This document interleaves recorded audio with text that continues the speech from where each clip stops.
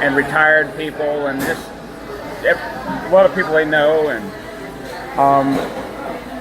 Did anyway, you feel like you were part of any kind of sleeper programs, or were you like part of like the Phoenix program at all? no, I was part of a but, I mean, it's ongoing. It's ongoing. So It's ongoing. yeah. I mean, I'm sure I'm basically part of a sort of a sleeper program. I mean, they program you. I mean, they program you to stay, you know, to this sort of mission that I'm on, you know, with YouTube and everything. It's you know, it's well, I mean, it was basically programmed into me because I basically, under the influence of psychedelic drugs, I'm prescient, you see, and I recounted everything that was going to happen, you know. And they said, "Oh, well, that's very interesting." You know, they're taking a record, I'm sure, at least an audio record of that, and so that way they can coordinate on down the line different events, you know, so they can make it go their way, essentially. And they're going to aggrandize themselves, manipulating different businesses, and that's what that whole Starbucks thing was about. And in fact, I went into a Starbucks like two years after the incident where I was drugged, and I was evidently they I don't know who did it. Maybe, I mean, they led me to believe how they did it. They led me to believe that it was perhaps a barista, you know, who did it to me, you know, who was working there. Because I was going into this one particular Starbucks in South Eugene, and that was like the only place that I was going. I was really on a budget right then. I was like writing a lot. I just like that. I like the atmosphere of the place, and there's just kind of a quiet atmosphere. Anyway, so. But however it was done, they had me. I think on some kind of maybe they dosed me with some kind of nanotech crystals, some strange drug combination. And in this book that I'm reading about all this MK Ultra patents, they have all kinds of different drugs they use, not just LSD and scopolamine. You know, it's very sophisticated stuff that they worked out like in the 1960s, and. I don't know what they were doing, but I had a for like 3 days straight. Maybe in conjunction with these electromagnetic waves coming from a microwave emitter, I felt these etheric rats, these invisible big rats, just biting into me, like ripping away flesh, and it was. I mean, it wasn't as painful as though it would, you know, as it actually would be, but it was just very disturbing, you know. So I stayed awake for like 3 or 4 days, and while this was happening, you know, I couldn't. Well, when I'd exit that room, it would stop happening. But whenever I went back in there, or I tried to get some sleep, you know, that's in this little room, and my neighbors under the floor in the lower apartment, they were using a microwave emitter on me, a pretty powerful one, and so it was evidently the drug combination, the nanotech crystals, or whatever it was. But so these etheric rats were attacking me, and I could even hear them. I could even hear them. I could not see them, you know. And then after that, it was as though when I closed my eyes, I would see maggots consuming my entire body, and they just left nothing but bones. It was just really a really disturbing situation. So, but anyway, like 2 years after that, I went into a Starbucks, and you know, from time to time, I'd test the coffee, see if it had any effect, and sure enough, it did, and just made me really foggy and caused these little strange pains in my head, and then so after. But I was just in there and I bought some food. Evidently, that's not drugs. And this security type, he came in. He sat down at the table next to me. He gets on his phone and he's talking about how, we thought this wasn't going to happen anymore. You know, as though I had been used as this unwitting agent for some kind of extortion scheme. You know.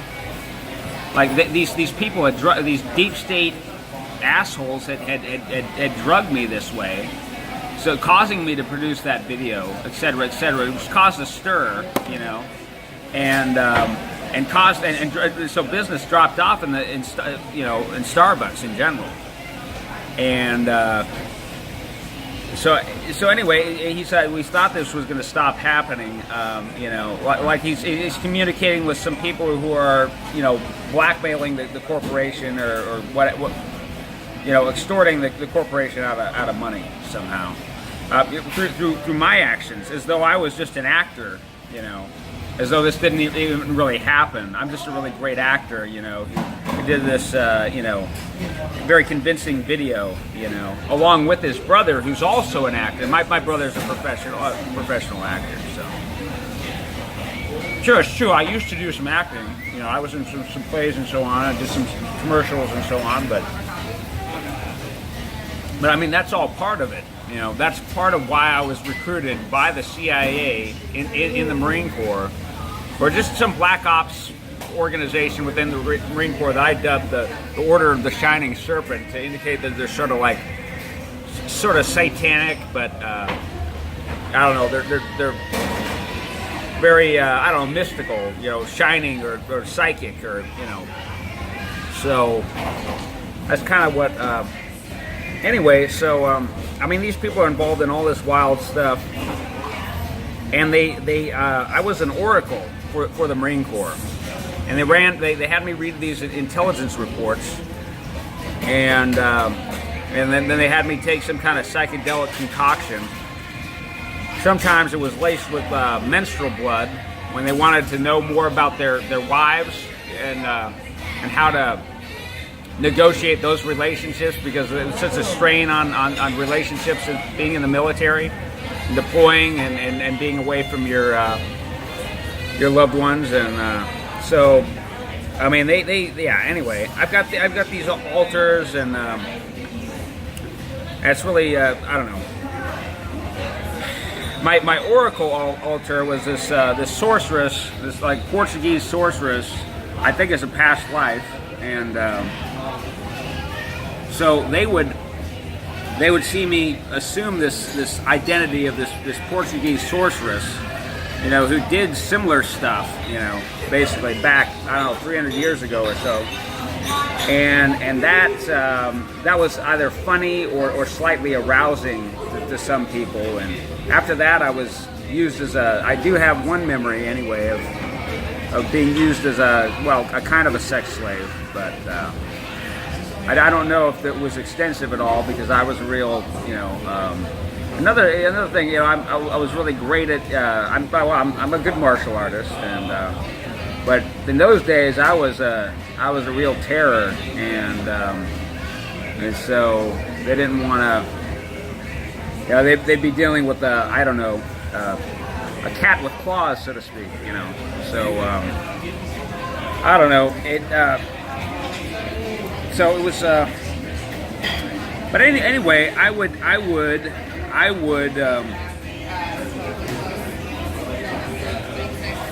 just help them with the strategy, essentially, and they ran by different scenarios with me. They revealed that the Earth is actually flat, and there's real estate beyond Antarctica. Every direction to the south, there's more land. I don't know how big it is actually. This thing that we're on. I don't know if there's a dome or anything, you know, but it's. I don't know, maybe boundless, I don't know. But they're out there. I mean, I've had some little visions and stuff about, they said they were going to clone me because they kind of like me. You know, they're going to, and they did that during the last horse year, because I'm an earth horse, but these must be what? So it goes earth, it goes earth, metal, the elemental cycle. What's the next one? Anyway, these most recent horses, they're like 4 years old or something. But I had a crazy vision of what they did to this crop of young horses, like at the age of like 2 years old. And these, evidently there's some kind of maybe a genetically modified beetle.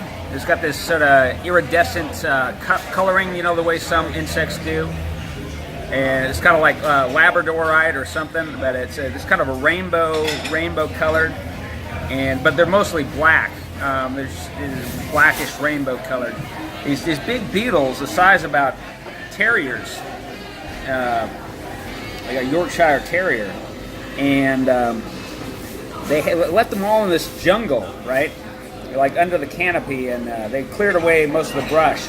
All these big beetles were going around, snipping parts off, like fingers and noses and ears, and you know, just making little gashes, you know, whatever choice little parts they like to eat.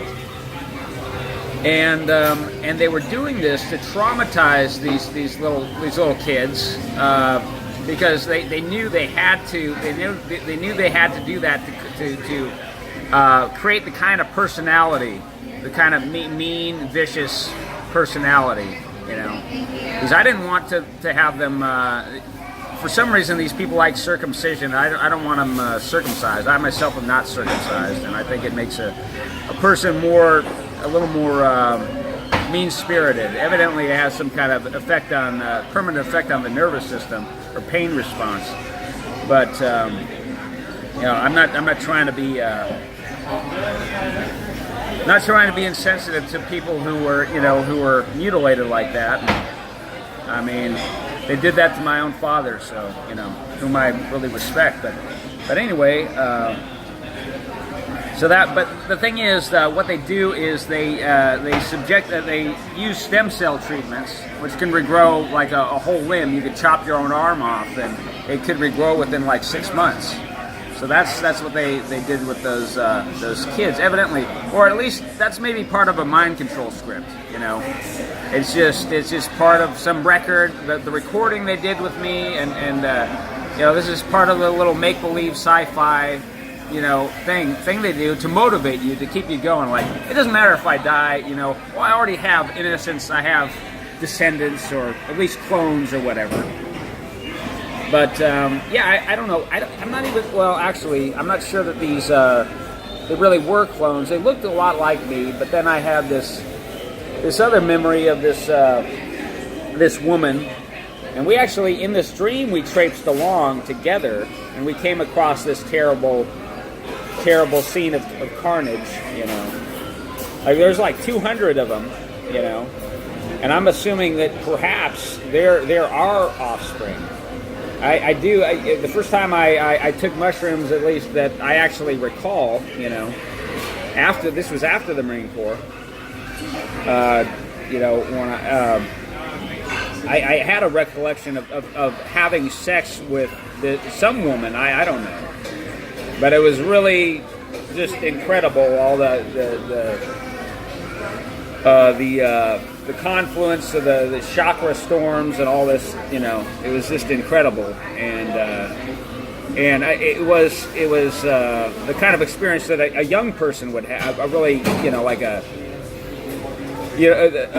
person who you know, is just younger, like in their 20s, you know, because, you know, as you grow older, everything becomes less intense, and, you know, but yeah, anyway.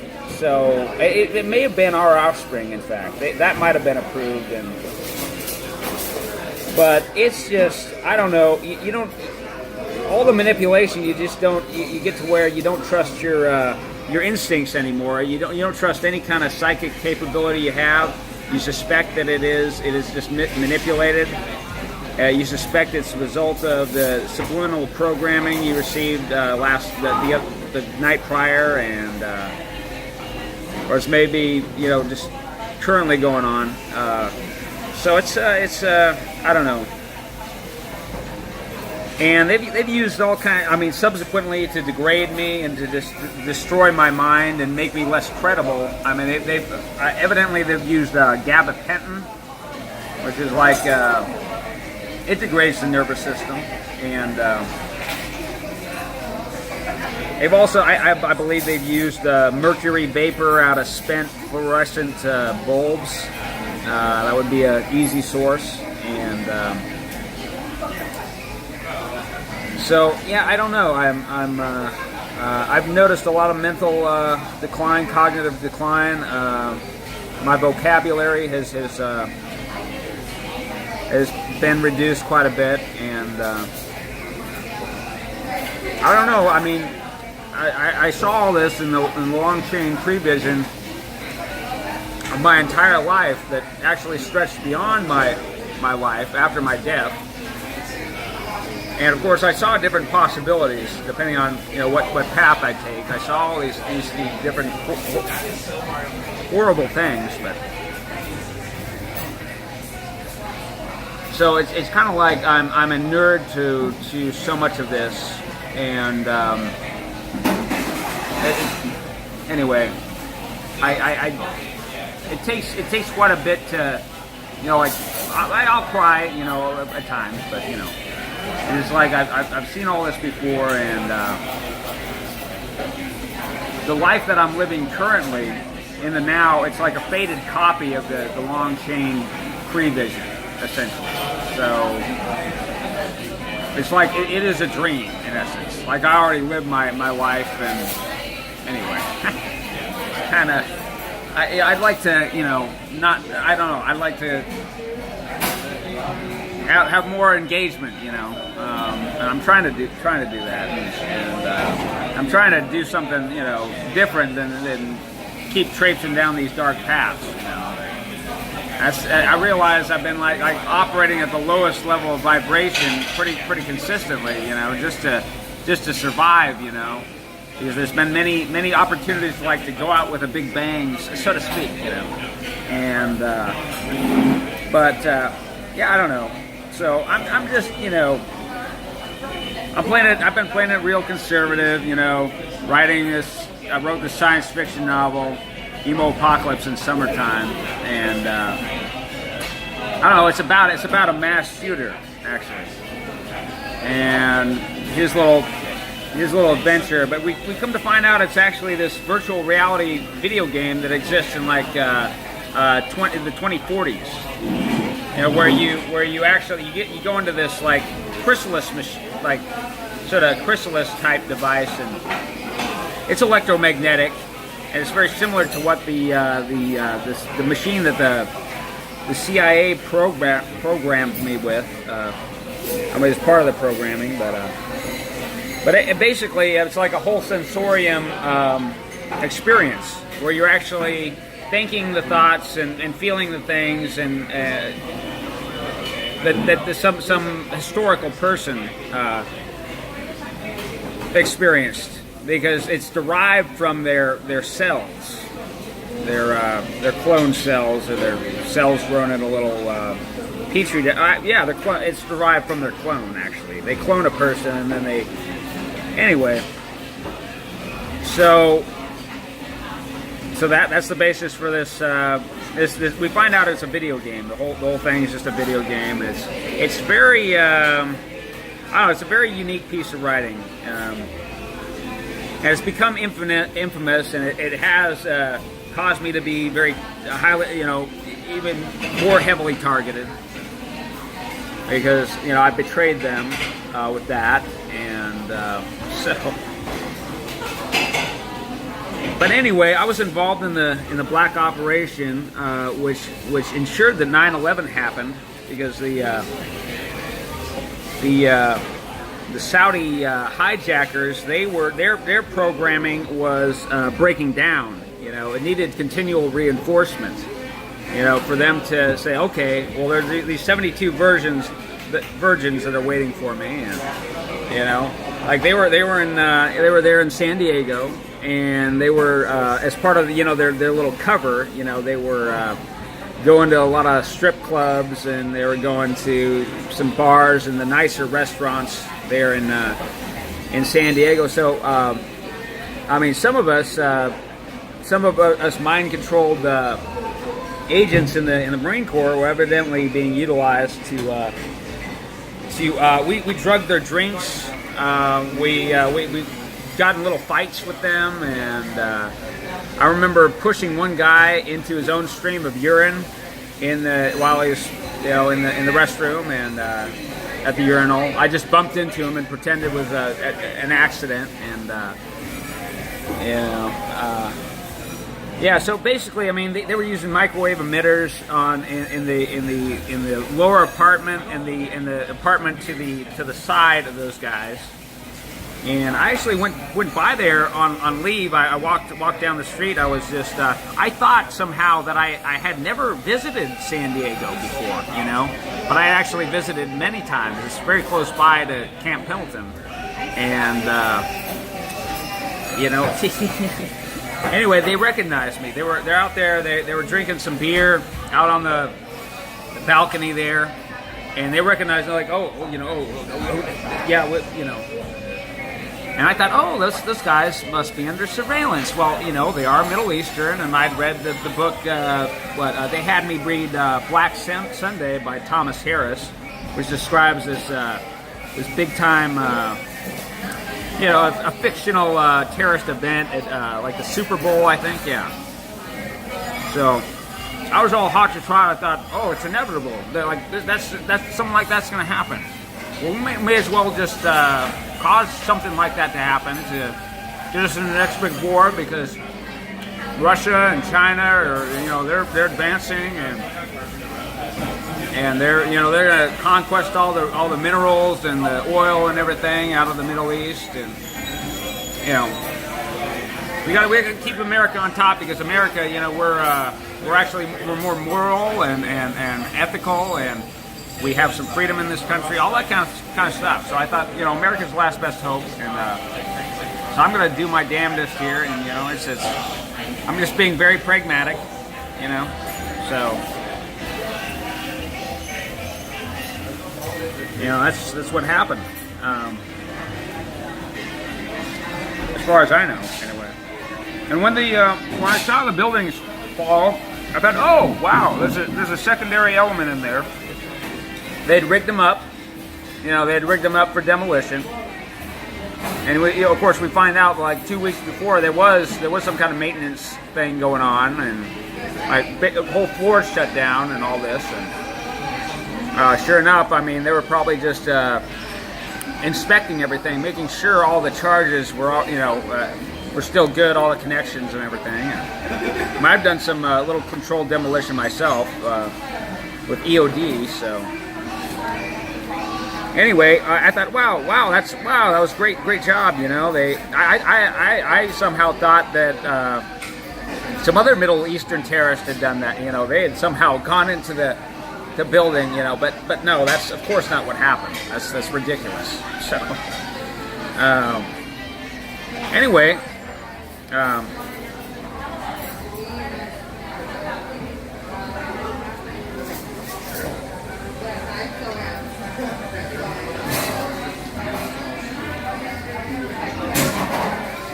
do you have any questions about anything there, Colleen, or would you like me to elaborate on anything? First of all, thank you so much just for coming in, for being here.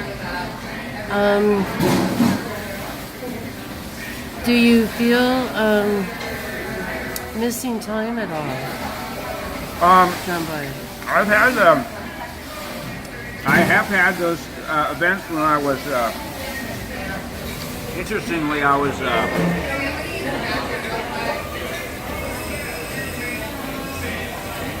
like some days I've noticed that I would go out for a walk, and I'd go places that I'd never been.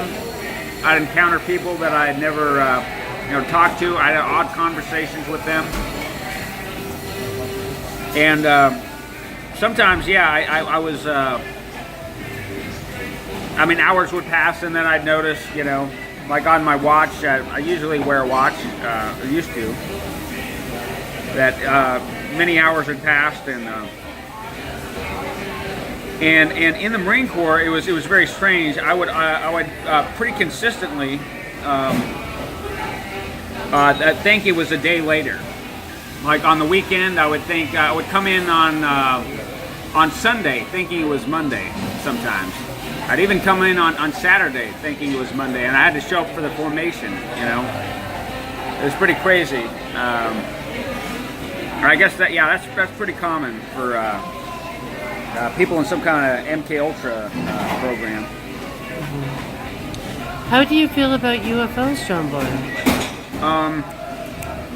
I've actually seen it. I actually saw one in Iraq in 2003. I was at this Air Force base. Well, they said it was an Air Force base. I guess the Iraqi military didn't have much of an Air Force. I guess they had some helicopters or something, but it was like the middle of the day, and I was playing on this Game Boy, and it was a really hard game. I borrowed it from one of my troops, and so I set it down, and I looked up, you know, and I at first I thought it was like a high-flying flock of birds, but I noticed they were in this perfect formation. I thought, well, and there's so many of them, I thought, well, do birds really fly in a perfect formation like that, and there being just this multitude of birds? No, that must be aircraft. Well, they must be like in sync via some kind of computer. They're kind of remote controlled, maybe. What you know? And I wondered, do we have anything like that? Is that U.S. military technology? I kept looking at it, and over time, it just became very apparent that I was looking at something that was half transparent. It must have been like 500 yards across, and just kind of roughly triangular shape. Well, it was shaped like a what is it called? Mantis ray. That sea creature, like a shark, related to a shark, a manta ray. And so I watched it for 10 minutes, and I looked around, you know, from time to time. I'd look around, you know, is there anybody near? I could point it out to them, but they're just a little too far away. And I looked back up, and just kept watching it, you know, for about 10 minutes, and finally I just got bored as it was near the horizon, so I stopped watching it. And other than that, I've seen orbs. I've seen red orbs float over, but there was evidently there was a line of vortexes, and they had all these churches all on that one street. This was years later, and evidently that's pretty common to have churches on a place where there's vortexes. But yeah, I saw a red orb roughly fly by, roughly, I don't know, 25 feet up. It was summertime. I was sleeping in the backyard of this house. That's about it as far as UFOs. John Boy, this is incredible. Can we resume in just a little bit? Okay.